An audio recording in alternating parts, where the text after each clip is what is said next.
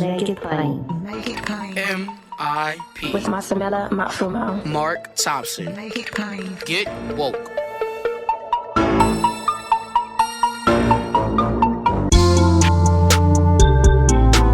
God bless you. Get woke.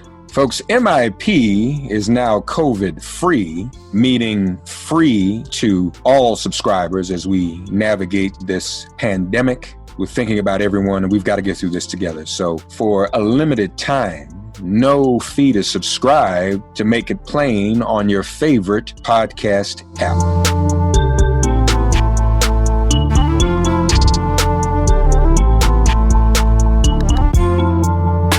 Folks, back from vacation. Happy to have him here with us as always. DailyKos resumes in the person of founder of the largest online progressive community, Markos Moulitsas. Hey, buddy. Welcome back. How are you? Love the back. Folks, we're in those of you who are going to be able to see the video, we are in the music room, in the piano room in Markos's house. And he is you've been doing some composing, haven't you? I do my whole life. Since I started playing piano, I've written music. So it's definitely, but this is not my music room. This is my living room. I don't have a big enough house to have a dedicated music room. So this house was, I rebuilt this house from scratch basically. And in the architectural specs, it was required that there be a piano space. Okay. So this is one of my main priorities, along with things like kitchens and bedrooms. Well, you didn't have to say that. Nobody would have known you didn't have a music room. So we could have just out there. But so first of all, man, we have not talked since the vice presidential pick. So yeah, it's been a while. Your reaction when you heard it was Kamala, what was your immediate reaction? The immediate reaction was that was the safest, best move for him to make. And quite honestly, at that point, I didn't know who else it could have been. So it was sort of the obvious, logical choice, and it's a good choice. And it's been interesting to see how Republicans sort of tried to attack her for a day or two. The Republican National Committee and Trump threw some random stuff, and then they just forgot about her. And because they really they just don't have anything against either of them. But now you're looking at the convention, and they barely mention Harris. It's all about it's interesting. Biden being captive to the left. They can't even say Biden is the left, right? So they have to make up this captive to the left stuff. They're flailing, and it's definitely, I think it's definitely working out really great for Biden and for the Democrats. So I'm very pleased overall with how that rolled out, how that played out. So we've talked about this before, and I think in general, your opinion was that, or your analysis was that running mates don't make that much of an appreciable difference. Yeah. And I'm going to revisit that with you again. Is that still your position, or do you think that she brings anything? I mean, I'll be honest with you. Looking at the reaction, I think there was a more enthusiastic response to Kamala from the women's base of the party, and then not only African-American, but across this color spectrum. I mean, I'm hearing from Asian women, women of all kinds. So I think that there is no longer, if there was an enthusiasm gap from women, I think it's been erased. Yeah, I mean, I look at just data-wise what it does for tickets over the last several cycles, and vice presidential nominees don't really move numbers. And right now, we're not seeing in the Civiqs data, we're not seeing any movement in the head-to-head against Trump. We're not seeing any real movement amongst any demographic groups. Young people are coming along, but they've been coming along for a while now. It's been a slow, steady process. That's Joe Biden's weakest demographic, are young voters. But all in all, it really, it's had it been Elizabeth Warren, you would have seen some celebration on the more left spectrum of the party. If it was I don't know, Susan Rice, people would have been like, yeah, you know, it would have been a nice, polite clap. It's it's a conversation for the moment, and obviously we live in this sort of political world of microcycles, and so we need something to talk about. And so there was a lot of celebration, which was nice to see. There was some grumbling from some people on the social justice left, complaining about our records of prosecutor, but it was fairly minor, and it was actually more muted than I expected, which I was happy to see. I think people seem to have their priorities straight as we move into November, as in sort of let's have those ideological battles. If we must have them, we can have them after the election. Yeah. And so I don't think it makes a difference. What it does is it communicates that, one, it was high time for a woman vice president. And Mark, if you remember, Kamala was always my vice presidential choice, right? I didn't have Biden at the top of the ticket, but I always had Harris as number two. Right. So I got 50% of my wish list panned out. But what it did also, it obviously it was time for women. And this party, our party, is a party of women. Men really, you know, we're a minority of this party. But also, it was the Black voters who brought Joe Biden. Joe Biden would be nowhere without Black votes. In the primary, he was broke. Nobody was paying any attention to him. He wasn't drawing any crowds. And Black voters said, you know what, this election's too freaking important for us to risk dealing with America's latent racism and sexism. We're going to pick the old white guy that everybody knows. And yeah, he's not lighting up any fires or anything, but he's the safe choice. And while I may quibble with the choice, and we have before, Mark, it seems it was the right choice.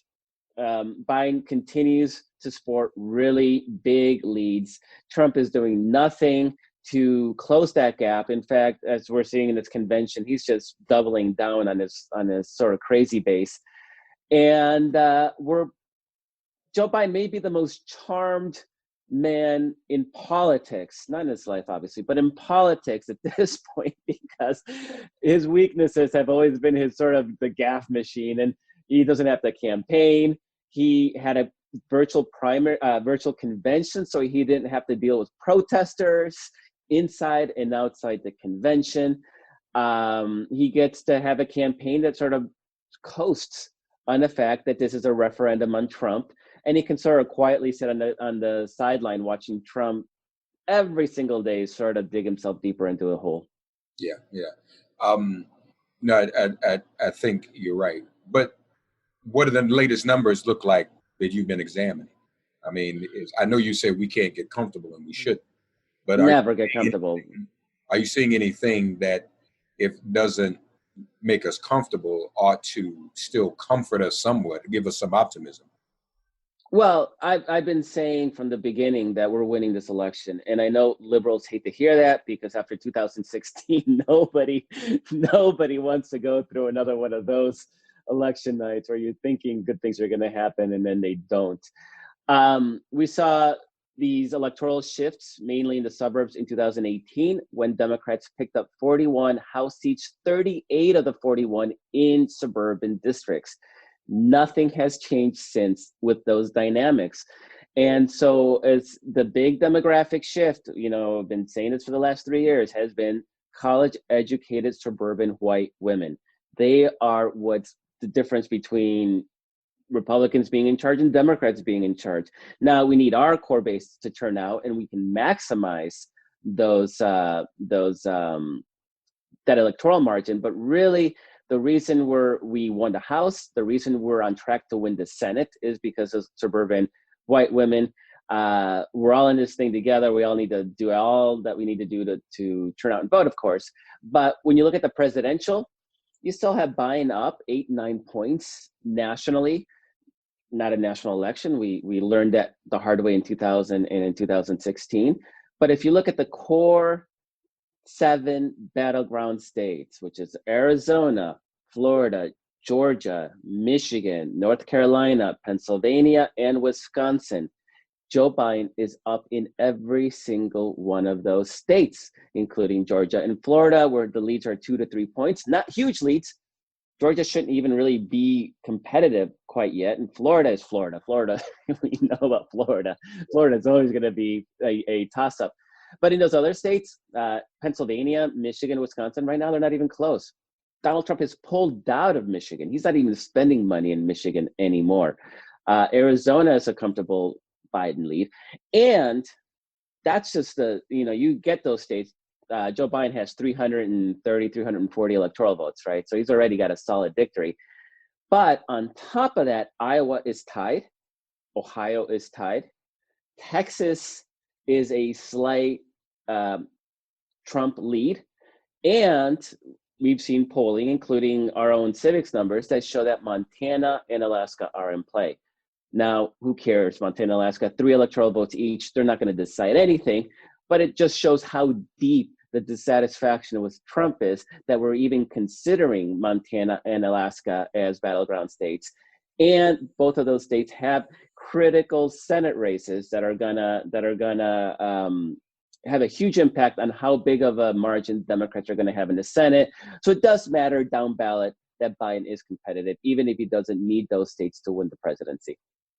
So, what I'm losing sleep over these days, though, Markos? Tell me.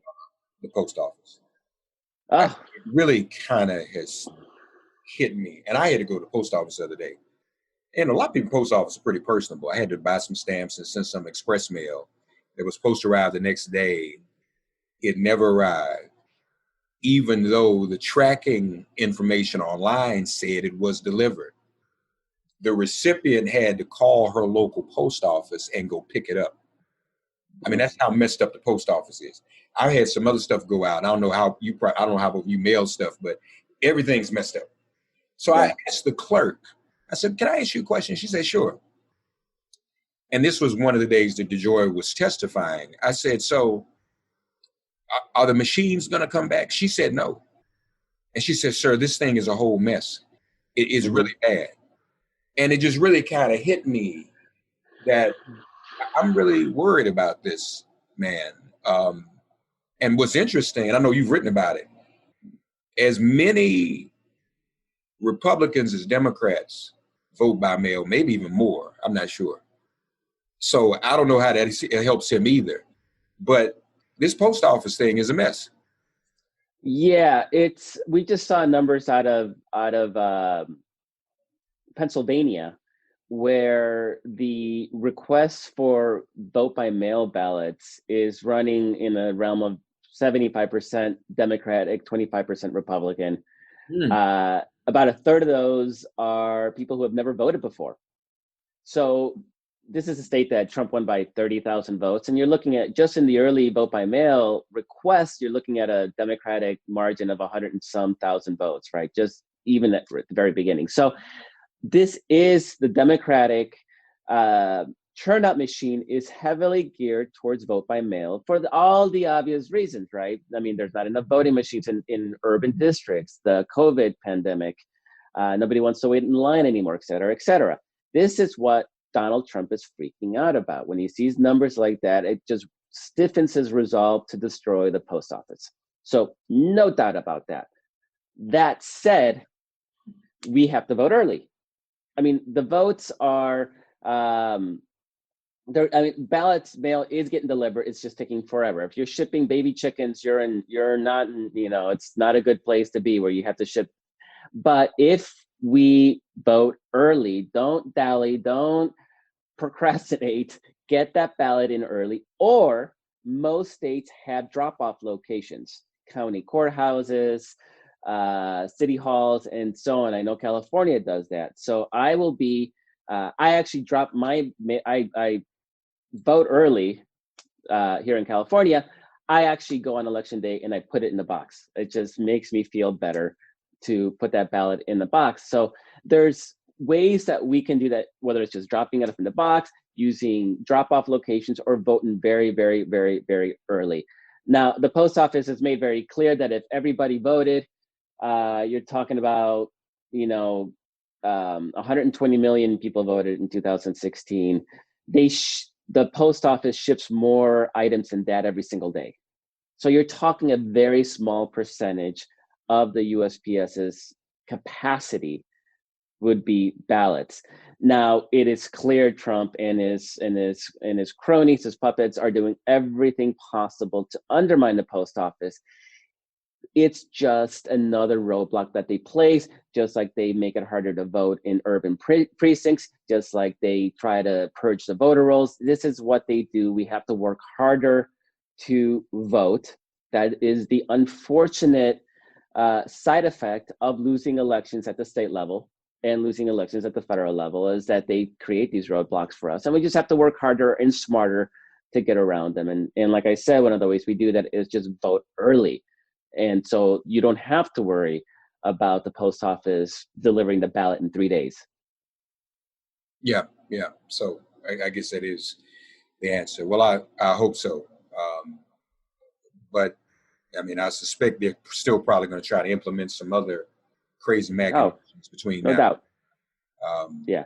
So, but even with that, we probably won't know on November 3rd, will we? No. And we really need to get away from this mindset that we'll tune in and we'll immediately know who won the election on November 3rd.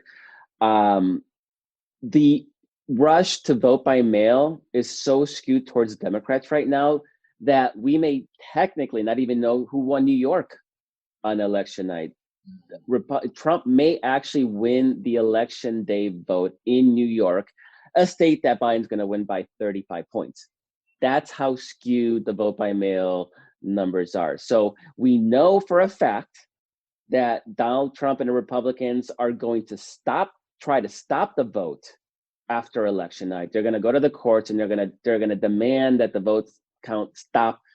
And they've already said so. We don't even have to guess at this. This is going to be one of their strategies. So obviously our side is lawyering up as well. Can we trust the Supreme Court? It's scary. That's what keeps me up at night, Mark. Not so much the post office, but the Supreme Court. That said, John Roberts seems to be completely done with Donald Trump, and it's literally stymied Trump in every single high-profile case the last 2 terms. So there is, at least in that regard, I think I have some hope that if it even got to the Supreme Court, that they would put a stop to it. But that's what they're going to try to do. They're going to try to stop the vote count, and it's going to take a while. And in some states that aren't used to doing vote by mail, it's going to take longer. And here's the thing is that, again, states that are battleground states with Republican legislatures, which is all of them, we have some governorships and Secretary of State's offices, but the legislatures are all Republican in every battleground state. They have refused to provide the funding for these election offices to process ballots over time, right? So they're doing this on purpose. Again, everything they do is on purpose. They don't want their state to have the man and woman power to count those votes so that it drags out longer, which then gives Trump and Republicans more of a pretext that the vote is getting stolen, or that Democrats are stealing the vote, and then to try to put a stop to that vote. And ultimately, even if we count everything, and even if it's as fair of an election as we can get, they can then walk around and pretend that it all got stolen, because they want to delegitimize any result anyway, even if they have to lose it. Yeah, they want to make sure that their crowd thinks that it wasn't a real election.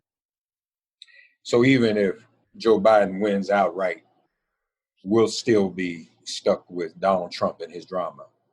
And then I've even heard the rumor that he'd try to run again in 2024. Yeah, I don't know if it's a rumor. I know I've been saying it flat out. I don't see how he goes away, particularly if he convinces himself that it was stolen.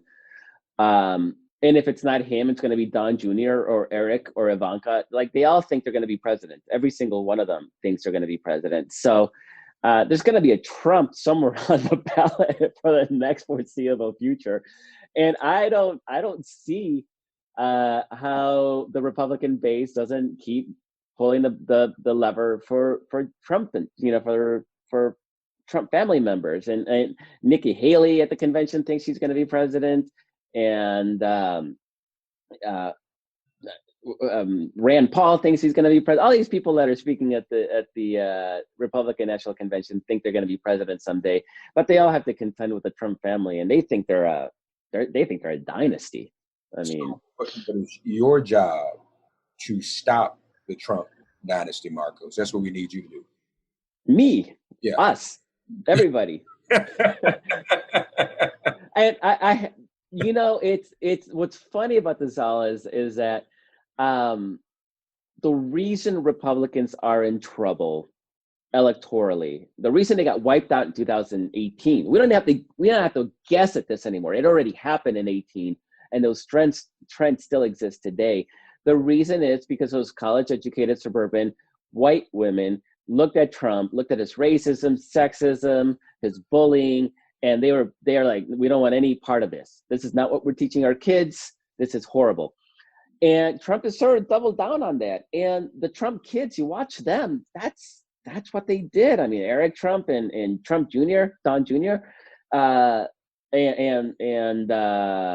Guilfoyle, I don't know how you pronounce her name, that whatever that was. I mean, these are exactly the things that are scaring those suburban voters away. And funny thing is that it's what gets the biggest cheers from their peanut gallery, and that's what the Trumps are playing to. And I think that's enough to win primaries. Not enough to win general elections, though. I think Kimberly Guilfoyle was probably the scariest to me at the whole convention. And I wasn't expecting that. I mean, I expected other people to be scary. I don't know what that was. And it was recorded. They thought it was a great take. They looked at that and said, nailed it. Put it in the queue. And that's his girlfriend. Yes. Okay. As they talk about not, they railed, who was it that railed against nepotism? Was it Tiffany? Yeah, right. Pam Bondi. Pam Bondi railed against nepotism when half the speakers are named Trump or are having relationships with Trumps. But the good news is it seems like they're still kind of all over the place. I mean, they don't really, I was talking to someone else the other week, even when they pick Kamala, 1 minute she's too much of a prosecutor, the next minute she's too lefty, can be both. They can't, it's like they're looking for something to stick, and it doesn't really work, which again concerns me because in the end, they're probably going to rely on Russia to pull some kind of trick, because this is not a campaign. The White House doesn't function. It's not a functioning house. It's not a functioning campaign. It's just, Yeah, their problem is that historically they had this incredible noise machine, and they've been able to really focus on one major issue and turn it into everybody's focus of attention, like Hillary's emails, or Bill Clinton's and Monica Lewinsky, minor events, but they or Whitewater, right? These nothing events, and they turn them into national focus. They can do that. And Donald Trump was lucky in 2016 that he walked into the Hillary email framework, and he just rode that. His problem, though, is that he can't focus on any one thing, right? Donald Trump is completely disjointed, and one day Obamagate is the biggest scandal in American history, and then 2 days later he's totally forgotten about it, and he's rambling about something else. So Fox News are trying to do their part to make mountains out of molehills, and they can't because Trump just completely undercuts them every chance. So now, perfect example is that Donald Trump was impeached to try to create this narrative that Hunter Biden did something in the Ukraine, right? They got one line from Pam Bondi out of it in the convention. He got impeached over something that Trump himself couldn't maintain. Yeah. So he's all over the place. He thinks he's a genius, right? He thinks he's president because he knows everything, and he's a stable genius, and not he is president for a million reasons, including it was a referendum on Hillary Clinton, unfortunately. Yeah. Nothing seems to stick. So that's a good thing. Well, look, before we go, we haven't talked. So how would you grade the Democratic convention? I thought it was pretty good. It was actually kind of fantastic. Maybe I could have done with less Republicans and more AOC. There was a little bit too much focus on Republicans. But I mean, again, it just shows you this whole idea that Democrats and Joe Biden are beholden to the radical left, when his entire convention seemed to be a bunch of a parade of Republicans. Yeah. And then you look at the Republican one, and it's a parade of Trumpkins. I thought the roll call was technical and logistical brilliance. Yeah, well. And it was fun. And I remember going like, we got to do 50 states of this. And then halfway through this, I was like, oh no, we're already halfway done. This thing's amazing. And then it really, they did something completely brand new. Nobody had ever done this sort of virtual convention. I think this is how you should do it from now on. I think spending $60 million on a convention is an utter waste of money when you can actually produce something this great. And then what I would do in the post-COVID world is I would have the vice president and the president speak to arena audiences, maybe even in their home states. So that's how you kept it off. But everything else, you don't need the big convention expense and all that stuff. And then when you compare it to the Republican one, which quite frankly, I'm surprised to say this, it's been boring. Mm. I mean, yeah, you get a bunch of crazy, and you get Kimberly Guilfoyle, who's like, whoa, what's going on there? But overall, it's been really, really flat. And I think having those speakers speak to an empty room, it's the same room and it's the same empty room, just really makes it look a little sad and flat and monotonous. The fact, yeah, definitely monotonous. And then you have Trump, sticking his nose every day because God forbid, the spotlight isn't on him the entire time. And you have it, and not even getting into the message, right? Just production value, it's flat. And then when you get into a message where only Trump can save us from the problems that Trump caused, is a rhetorical pitfall that nobody's been able to get around. Yeah. I mean, the reason, everything that we're dealing with right now, Trump has exacerbated or created or made worse. So how can you say he's the only one that can fix stuff when it's literally he's the reason a lot of this stuff is happening? So it makes it really difficult for them to make that case. And I know, I mean, we've talked about this before. There's no such thing as in my opinion, there's no such thing as a convention bounce.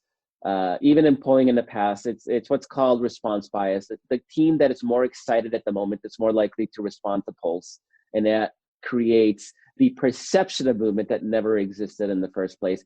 Our polling at Civiqs is designed to prevent that from happening, and we see it flat. And we saw the conventions flat in 2016. We weren't polling in 2012, but this isn't going to change the shape of the race, which is fine with us, right? We're happy that nothing is moving, because as long as nothing moves from here to the election, that we can even lose a few points and still win comfortably. We don't want to, because we want to get those stretch Senate and House seats, but we have some cushion. Trump isn't doing anything he needs to do to close that gap, and so that means we're in good shape moving forward. But yeah, Trump's convention is boring, and that's got to be the biggest sin in Trump land, right? Like, that's the only thing he cares about. Well, what is he after all now? I mean, with all the deaths due to COVID, it's consistent. The convention is dead, and, production is important. I mean, you and I, well, you're probably more of a Hollywood guy than I am. You're out there in that area at least, but I'm in the North, but right. But that's true. I mean, Democratic convention, you saw personality from everyone, even yes. regular people, even the painful stories. It's like they decided, because they don't think any further than this, let's pick the stale room. And instead of focus on real people, we're going to just do this camera pan of the flag to everybody's right, because that audience, but it's really so ironic when you look at it, because that flag, I mean, if you want to get deep into it, and obviously I'm spending too much time at home these days, but if you get deep into it and look at it, I mean, that flag to me just is representative of a flag draped coffin, which is representative of all the people who died. You know, there's Oh. nothing there. It is just looking at the flag, looking at the flag, looking at the flag. And then a couple of people screaming, saying crazy things. Of course, any redemption for Nikki Haley has gone on since she joined administration. But you remember after Charleston, you thought she was kind of moving in the right direction. She did some things that surprised me. So you say, she gives a speech, she said there's no racism in America. Then in the very next sentence, Right. she talks about her parents and how they were discriminated against. I thought you said there was no racism. So nobody even proofread the speech. So it's crazy. And like I said, I'm probably going to have PTSD from Kimberly Guilfoyle for a while. That was grotesque, I think is the word. Best word for it. Yeah, but when you look at message, not only did Nikki Haley contradict herself in literally like the next sentence into, but she couldn't even come to say like, we got rid of the Confederate flag. She's like, we worked together to remove a symbol of hate.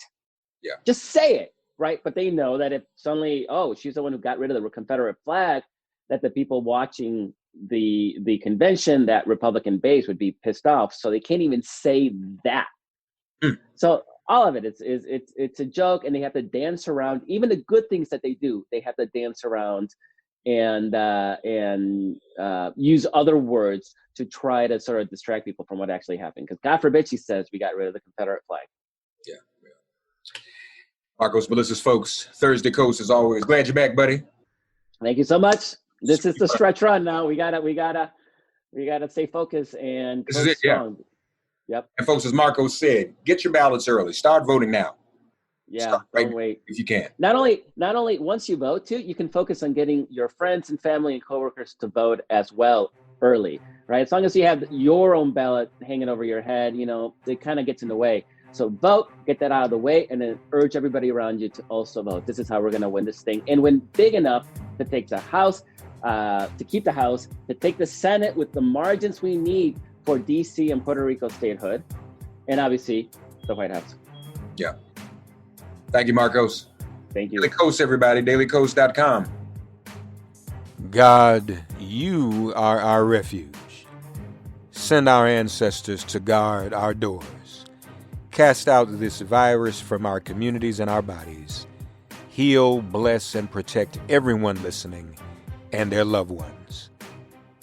Thank you for listening to Make It Plain and Get Woke. Remember to listen, like, and subscribe on Apple Podcasts, Spotify, and wherever you get your podcasts. If all minds are clear, it has been made plain.